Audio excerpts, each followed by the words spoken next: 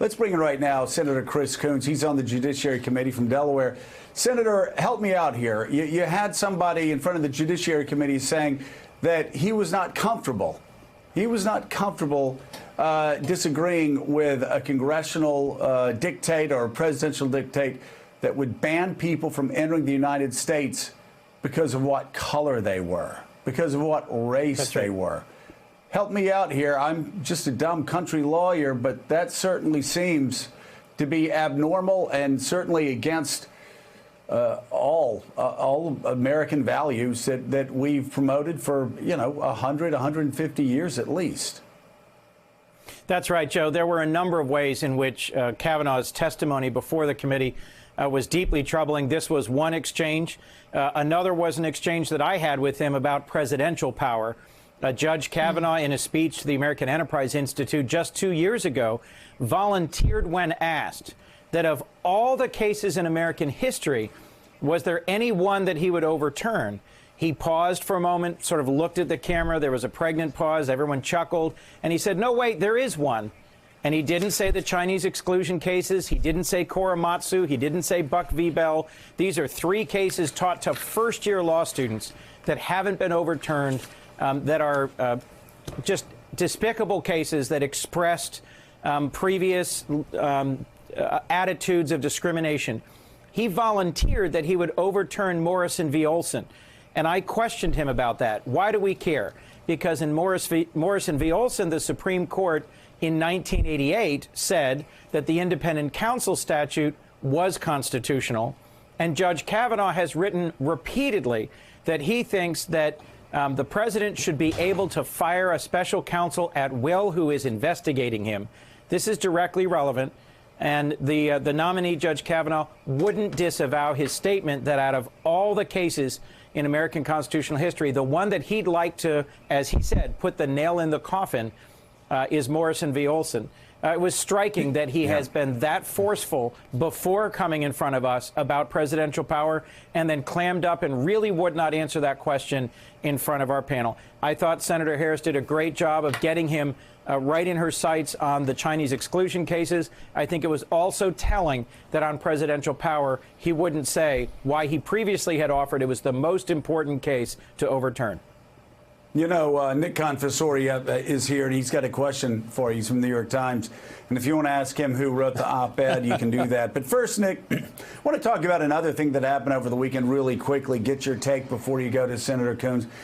And that is this 17-year-old kid who was actually pulled off of stage and thrown back into a room with police officers and the Secret Service simply because he did not applaud loudly enough or seem energetic enough for President Trump. I can't think of any precedent. Am I missing something here? You now can be detained by the Secret Service for not cheering loudly enough for the President of the United States?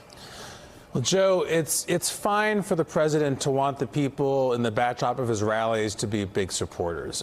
It is total crazy town to drag a kid who's kind of raising an eyebrow and throw him in the pen with the Secret Service and make him think he's in deep trouble.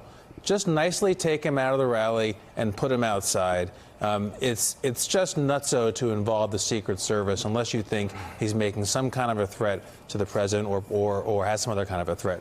Senator Coons, I just wanted to ask you, on one level, it's right for a judge at a hearing to say, I can't, offer an opinion from the bench, so to speak, on a case.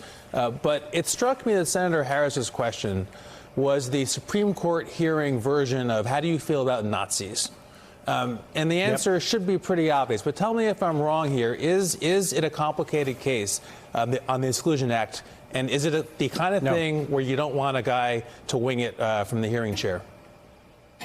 Correct. This is exactly the sort of case, given how long ago it was, given how clearly wrongly decided it was, where I was struck that Judge Kavanaugh didn't take that opportunity to say, look, Marbury versus Madison was clearly rightly decided, and the Chinese exclusion cases were clearly wrongly decided.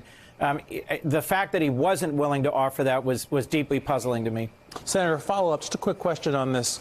And so what does that answer mean for the future for the Trump administration? What potential policies pursued by this White House could be at stake or hinge on the answer to that question from a future Supreme Court justice?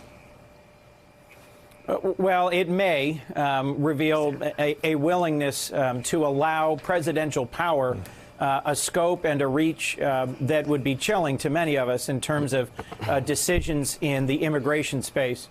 As I referenced earlier in talking with Joe, I think his views on whether or not a president has to respond to a subpoena or can block an investigation by firing a special counsel whose investigation he resists or does not like is also chilling. There's a number of other areas where other members of the committee pressed him and similarly did not get a satisfying answer. So I think Judge Kavanaugh, for all his excellent credentials, is someone who has legal opinions and ideas that are well established and have been shared publicly recently that should give everyone watching real pause. All right, Senator Chris Coons, thanks so much for being on the show.